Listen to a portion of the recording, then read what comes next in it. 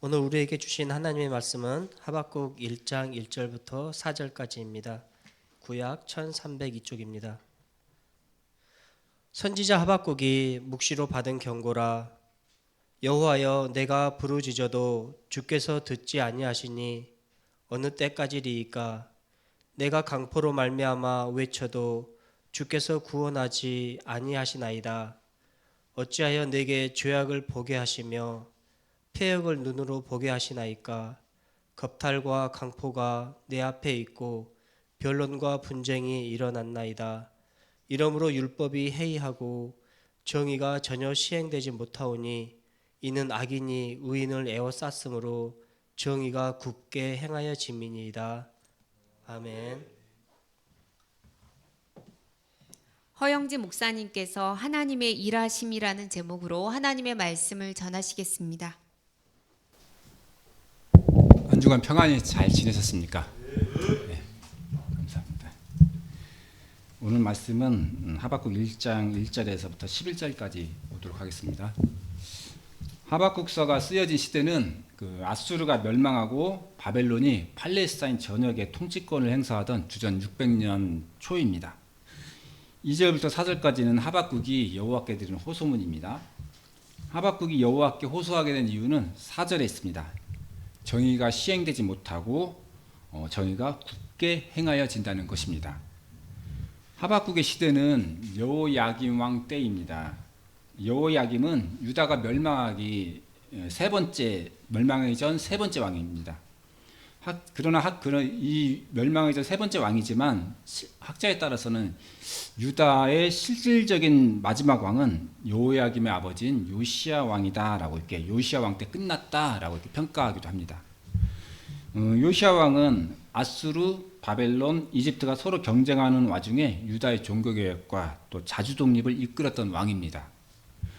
역사학자들은 요시야 왕이 젊은 나이에 죽지 않았다면 유다는 다윗과 솔로몬의 시대와 같이 전성기를 맞게 되었을 것이다 이렇게 평가하기도 합니다. 그만큼 요시야 시대의 정치, 행정, 군사, 외교적인 면에서 거둔 성과가 아주 매우 뛰어났기 때문입니다. 요시야 왕 때에 아수르는 바벨론에 쫓겨 거의 망해가던 시기였습니다. 아수르가 망해간다는 것은 아수르가 점령했던 북왕국 이스라엘의 영토가 이제 주인 없는 땅이 된다는 것도 의미했습니다. 그렇다면 요시야 왕은 이때를 틈타 북왕국 이스라엘의 옛 영토를 회복하고 국력을 키우려 했습니다. 실제로 요시야 왕은 북왕국 이스라엘의 옛 영토를 일부 회복하기도 했어요. 회복하기도 했지만 아수르를 지원하려는 이집트 군대를 무깃도에서 막으려 했습니다. 그래서 무깃도에서 막으려다 이 무깃도에서 전사하고 말았습니다. 이때 이집트는 유다를 일시적으로 정복하게 됩니다. 그래서 이 당시에 이집트에 의해 세워진 왕이 바로 여호야김입니다. 여호야김은 아버지 요시야와는 전혀 딴판이었습니다. 이집트에 조공을 바치기 위해 백성들의 세금을 올리고 선지자 우리야를 살해하고 하나님이 예레미야에게 기록하게 하신 그 말씀들을 불에 태워버린 악한 왕이었습니다. 선지자 하박국은 하나님과 새로운 언약을 맺고 강력한 종교개혁으로 사회 전체를 정의와 공정함으로 세우려고 했던 요시야 왕 때를 살았던 사람입니다.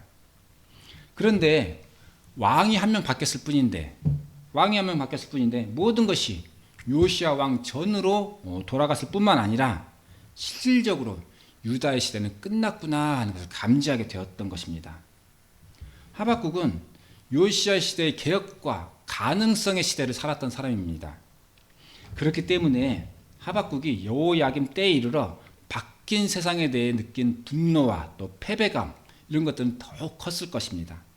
그래서 하박국은 정의가 전혀 시행되지 못하고 정의가 굳게 행하여집니다 라고 여호와께 호소하고 있는 것입니다.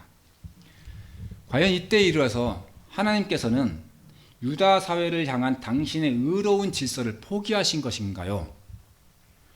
하나님이 의도하시는 의로운 질서, 즉 공의는 이스라엘의 율법에 고스란히 그 뜻이 담겨 있습니다. 우리는 성경에 등장하는 바리새인 또 서기관, 종교 지도자들의 잘못된 행동 때문에 율법에 대해 부정적인 인식이 많지만 하나님이 이스라엘의 역사 속에서 행하신 그런 사건들, 또 제사장 예언자들의 설교나 가르침, 이런 것들이 다 종합적으로 표현된 것이, 포함된 것이 바로 율법입니다. 따라서 이스라엘이 하나님 신앙의 공동체라면 이 율법이 잘 지켜지는 것은 매우 당연한 일입니다. 하지만 유다인들은 이 율법을 잘 지키지 않았습니다. 예레미야 2장 8절은 당시의 상황에 대해 잘 설명해 주고 있습니다. 제사장들은 여호와께서 어디 계시냐 말하지 아니하였으며 율법을 다루는 자들은 나를 알지 못하며 관리들도 나에게 반역하며 선지자들은 바알의 이름을 예언하고 유익한 것들을 따랐느니라. 예레미야에 의하면 제사장들도 율법을 지키지 않았고 선지자들도 바알을 따랐다는 것입니다. 그래서 하나님께서는 예레미야 23장에서 거짓 선지자들을 향하여 너희는 영원한 치욕과 잊지 못할 영구한 수치를 당하게 하리라 라고 말씀하십니다. 하나님의 공의를 포기한 유다에서 하박국이 보게 되는 것은 강포입니다. 강포는 우리말로는 몹시 우악스럽고 사납다라는 말이지만 당시 유다 사회에서 강포는 하나님의 질서가 폭력에 침해되는 것을 그 본질로 해석할 것입니다. 강포함이 가득한 유다 사회에는 온갖 종류의 죄악이 일어납니다. 인간관계가 단절되는 폐역과 또 힘 있는 자는 폭력을 써서 남의 것을 빼앗는 겁탈과 또 소송과 분쟁이 일어나고 부정한 일들로 사회는 혼란해지고 있습니다. 그래서 4절과 같이 정의가 전혀 시행되지 못하게 되었습니다. 유다를 향하신 하나님의 공의가 완전히 사라져버린 것과 같이 되었습니다. 이런 사회에도 악이 아무런 거리낌 없이 행동하는 시대에도 소수의 의인은 항상 있었습니다. 하박국은 4절에서 그 의인의 존재를 알리고 있습니다. 하지만 이런 사회는 소수의 의인이 올바른 일을 하려고 해도 악한 자들이 의인을 에워싸서 의인의 의도와 행위를 왜곡시켜 버립니다. 따라서 결과적으로 의인의 의도와 행위는 뒤틀린 정의의 모습으로 악한 자들에게 이로움을 주는 왜곡된 모습으로 표현되고 마는 것입니다.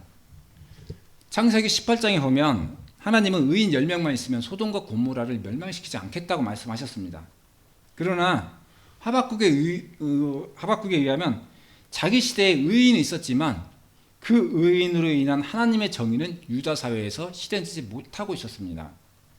그래서 하박국은 오늘 하나님께 부르짖으며 호소하고 있습니다. 여호와여, 내가 부르짖어도 주께서 듣지 아니하시니 어느 때까지리이까? 2절 말씀은 오랜 기간 쉬지 않고 기도한 사람만이 할 수 있는 말입니다. 그러나 오랜 기간 쉬지 않고 기도했지만 하나님은 응답해 주지 않으셨습니다. 내가 강포로 말미암아 외쳐도 주께서 구원하지 아니하시나이다. 하박국의 기도는 온 시대의 신앙인들이 직면하는 문제입니다. 오랜 시간의 끈질긴 기도가 응답받지 못하고 있는 것입니다. 자기 시대의 정의와 회복을 위한 기도에 대해 하나님께서 침묵하시고 있는 것처럼 보입니다. 우리는 늘 이 땅의 평화를 위해 기도하지만 이 땅에는 전쟁이 끊이지 않습니다. 하나님의 선함이 이 땅에 충만하시기를 기도하지만 인간의 악함만이 활보합니다. 병의 치유를 위해 기도하지만 절망만이 느껴지는 그런 혼란과 불안, 또 위기감에 대하여 하박국은 하나님께 호소하고 있는 것입니다. 세상의 악한 방식에 저항하고 또 뭔가 바뀌기를 소망하지만 여전히 그 세상에서 살아가야 하는 우리 시대 신앙인의 모습은 하박국의 모습을 많이 닮았습니다. 우리는 하나님의 살아계심을 믿기에 눈을 돌려 이 세상에서 하나님의 정의를 찾고자 합니다. 하지만 우리가 마주하게 되는 것은 하나님의 말씀을 자기에게 맞도록 굽혀 해석하는 사람들, 또 그런 방식으로 좋은 평판과 명예를 얻는 자들, 규범을 드러내놓고 어기면서도 자기를 정당하다고 우기는 자들, 그런 자들을 보게 됩니다. 하박국의 시대도 또 우리가 사는 시대에도 시대는 많이 오고 가지만 어느 시대나 동일한 것은 혼란하고 또 탁한 것이 주류라는 것입니다. 이것이 당연한 것은 세상은 한 시대도 하나님의 의를 기뻐하지 않았고 죄의 노예로 살아가고 있기 때문입니다. 그래서 하박국도 지치고 우리 신앙인도 지쳤습니다. 내가 부르짖어도 주께서 듣지 아니하시니 어느 때까지리이까? 정말로 하나님은 이 세상의 통치를 위해서 아무것도 안 하고 계시는 걸까요? 우리는 하나님을 의심하지만 돌이켜 생각하면 우리의 의심은 우리가 이 세상에 대한 하나님의 공의가 무엇인지 알고 있기 때문에 일어나는 의심입니다. 우리 믿음의 사람들은 각자 하나님의 권능에 순종하며 그 안에서 얻는 일상의 기쁨과 평안함을 경험해봤고 또 그 기쁨으로 살아갑니다. 교회를 통해 교회 안에서 성도의 교제가 어떤 즐거움이 있는지 어떤 만족감을 주는지 경험하며 우리가 함께 나누는 믿음의 마음들이 교회와 가정과 내 개인의 삶에 어떠한 영향을 끼치는지 알고 있습니다. 그렇다면 믿음의 사람들은 간절히 소망하게 되는 것이 당연합니다. 이 세상에 하나님의 나라가 임하여 온 세상의 이 복을 함께 누리게 해달라는 것입니다. 하나님, 제가 누리는 이 기쁨을, 제가 누리는 이 평안을 이 세상에 함께 누리게 하여 주십시오. 하나님의 정의가 이 세상에 널리 퍼지는 그런 세상이 오게 하여 주십시오. 그러나 세상은 우리의 기도에도 불구하고 변화할 기미가 보이지 않는 것 같습니다. 그래서 하박국과 우리 신앙인들은 지치고 과연 하나님의 복이 이 세상에 임할 수 있을지 궁금해하게 되는 것입니다. 자, 2절부터 4절까지는 하박국이 하나님께 호소하는 내용입니다. 이제 5절부터 11절까지 말씀으로 하나님께서는 하박국의 호소에 대해 응답하십니다. 하나님의 응답은 우리에게는 한편으로는 위로가 됩니다. 하지만 다른 한편으로는 혼란스러운 내용입니다. 우선 하나님의 응답의 다행인 점은 하나님께서 일하시고 계신다는 점입니다.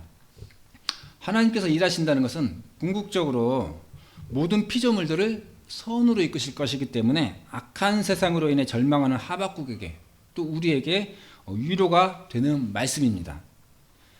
그러나 5절 이하에서 말씀하시는 하나님의 일은 우리의 기대와는 많이 어긋나는 것처럼 보입니다. 6절에서 하나님은 갈대아 사람을 일으키십니다. 갈대아 사람은 바벨론을 가리키는 말이죠. 바벨론이 갈대아 사람들에 의해 세워졌기 때문입니다. 하나님은 바벨론의 군대를 일으키시고 또 땅이 넓은 곳, 곧 열방을 정복하게 하십니다. 또 9절에서 그들은 강포합니다. 그들의 앞을 방해하는 자들을 폭력적으로 제압하고 많은 포로들을 잡아갑니다. 10절에서 그들은 왕과 성벽과 요새들을 점령합니다. 11절에서 하나님께서는 이들을 바람처럼 급히 몰아 누구도 이들을 막지 못하게 하십니다. 하나님께서는 바벨론이라는 큰 도구를 사용하셔서 고대 근동 지역의 강포함으로 일하십니다. 하나님께서는 왜 이렇게 일하실까요? 유다에서는 정의가 시행되지 못하고 정의가 굳게 행하여졌기 때문입니다. 유다가 하나님의 공의를 포기했기 때문에 하나님께서는 그 땅에 새로운 공의, 즉 바벨론의 질서를 부과하십니다. 유다 사회는 그 백성들과의 관계에서 강포를 선택했습니다. 그렇기 때문에 하나님께서는 그 땅에 그 형벌로 바벨론의 강포를 선사하십니다. 유다는 하나님과의 관계를 저버렸기 때문에 바벨론의 힘을 그들에게 보내십니다. 그래서 바벨론의 힘을 그들의 신으로 섬기게 하십니다. 마태복음 7장 2절에서 너희가 헤아리는 그 헤아림으로 너희가 헤아림을 받을 것이니라 라고 하셨습니다. 하나님의 행하심이 우리의 기대와는 어긋났을지라도 하나님의 행하심은 유다에게는 적법한 것이었습니다. 유다는 본인들이 헤아린 그 헤아림으로 하나님께 받고 있는 것이기 때문입니다. 정의가 구부러진 세상에서 우리는 하나님께서 구부러진 정의를 곧게 펴주실 것을 기대합니다. 그런데 하나님께서는 오늘 정반대의 길로 일하십니다. 평화 대신에 전쟁을, 평온 대신에 강포를, 선 대신에 악을, 생명 대신에 죽음으로 말씀하십니다. 이것은 하나님이 일하시는 방식의 한 가지 예로 볼 수 있습니다. 바울도 로마서 1장 28절에서 이렇게 말합니다. 그들이 마음에 하나님 두기를 싫어하며 하나님께서 그들을 그 상실한 마음대로 내버려 두사 합당하지 못한 일을 하게 하셨으니, 이렇게 기록해서 하나님이 우리의 죄에 대한 형벌로 우리를 죄에 대한 상황에 그대로 내버려 두실 수 있다. 죄를 그대로 즐기게 내버려 두실 수 있다라고 말합니다. 우리는 세상이 혼탁할 때, 정의가 구부러지고 시행되지 못할 때 하나님이 계시지 않는 것은 아닐까 의심하지요. 하지만 오늘 하박국의 말씀에 의할 때 우리 사회 안에 혼란과 폭력, 무절제함, 또 죽음이 하나님이 계시지 않음에 대한 증거가 된다고 볼 수는 없습니다. 왜냐하면 이것들은 하나님께서 당신의 목적을 이루어 가시는 과정에서 심판의 도구로 사용하시기 때문에 오히려 하나님이 일하고 계심에 대한 증거로 사용될 수도 있기 때문입니다. 하나님은 우리가 알지 못하는 사이에도 일하고 계십니다. 하나님이 부재하신 것은 아닌가 하는 상황에서도 하나님은 쉬지 않고 일하고 계십니다. 예수께서는 안식일에 병자를 치유하신 일을 비난하는 유대인들에게 내 아버지께서 이제까지 일하시니 나도 일한다 라고 말씀하신 바가 있습니다. 이 말씀은 하나님의 우리 인생에 대한 쉬지 않는 관심을 말합니다. 따라서 우리 인생의 어느 한순간도 또 어느 한 사건도 하나님과 무관하게 일어나는 것은 없다는 것을 말합니다. 오늘 하박국의 기도에 대한 하나님의 응답은 하박국이 바라던 응답이 아니었고 또 마치 응답받지 못한 기도처럼 보이기도 합니다. 하지만 실제로는 하나님이 우리 인생에 대한 쉬지 않는 관심으로 준비하신 완벽한 응답이었을 것입니다. 그럼에도 오늘 본문에서든 또 우리 인생에서든 하나님의 응답은 종종 우리를 혼란스럽게 합니다. 이해하기 어려울 때가 많습니다. 하나님께서는 당신이 택하신 백성의 나라를 멸망시키셨어요. 또 당신의 아들을 십자가에서 고통스럽게 죽도록 내버려 두셨습니다. 그것이 하나님의 응답이었습니다. 그럼에도 놀라운 것은 선택된 백성의 나라가 멸망되었음에도 복음은 더 널리 퍼졌고 당신의 아들을 죽이셨지만 그 아들의 이름은 우리 인생 전체를 구원으로 인도하는 유일한 이름이 되었습니다. 우리는 우리 인생 과정에서 우리의 의사와는 어긋나는 또 반대 응답을 받게 되는 때도 있습니다. 외로움과 가난과 노화와 질병과 때로는 죽음이 우리 인생에 있는 것을 우리는 이해하기 어렵지만 하나님은 우리의 외로움과 가난과 노화와 질병과 때로는 죽음을 이용해서도 내 개인의 역사뿐만 아니라 우리 가정과 사회와 교회를 선한 방향으로 이끌어 나가시는 일을 하고 계십니다. 오늘 하박국을 통해서 하나님 그렇게 말씀하시고 역사를 통해 하나님께서는 그렇게 일해 오셨기 때문에 그 선하심을 믿습니다. 그러나 그렇다고는 하더라도 이 세상에 바벨론과 같은 악의 세력이 계속해서 득세하는 것이 옳으냐 하는 의문점이 남지요. 이것이 과연 하나님께 정의입니까? 하고 하나님께 여쭤볼 수도 있습니다. 하박국은 그래서 13절에서 하나님께 다시 질문합니다. 어찌하여 거짓된 자들을 방관하시며 악인이 자기보다 의로운 사람을 삼키는데도 잠잠하시나이까? 하나님은 하박국의 두 번째 질문에 대해 응답하십니다. 여러분 하박국의 두 번째 질문에 대한 하나님의 응답이 궁금하시죠? 안 궁금하신가 봐요. 궁금하셔야 되는데 두 번째 질문에 대해 하나님의 질문이 답변하신데요. 이 하나님의 답변은 다음 주에 보도록 하겠습니다. 다음 주에 계속해서 이 하박국을 보도록 하겠습니다. 역사 속에서 측량 못할 방법으로 우리 인생의 가장 작은 것까지도 관심을 기울이시는 우리 하나님의 선하심에 감사하며 그 은혜로 또 한 주를 살아가시는 우리가 되기를 축복합니다. 함께 기도하겠습니다. 사랑과 은혜가 충만하신 하나님 아버지, 아버지의 보살핌으로 한 주를 또 살아가게 됩니다. 저희에게 밝은 길, 안전한 길을 허락하시고 삶 속에 함께 하시는 하나님을 의식할 수 있도록 인도하여 주시기 원합니다. 저희의 기쁨도 슬픔도 오직 아버지의 선하심에 의하여 인도되게 하여 주시옵소서. 예수님의 이름으로 기도드렸습니다. 아멘.